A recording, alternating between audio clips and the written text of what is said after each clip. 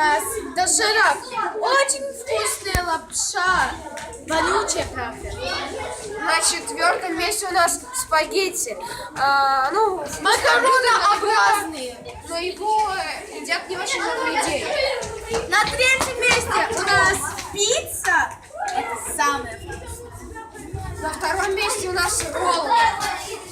Я не могу ничего сказать про роллы, потому что я их не ел. Но мы всей командой решили... Правда, там рыба сырая. Листы заводятся. Ладно, давайте на первое место. На первом месте у нас гречка. Ее едят почти все население Земли. Ну, наверное. Кроме Америки, они объявили санкцию гречки. Ну ладно, а с вами был Лелюшкин ТВ. Всем удачи, всем пока.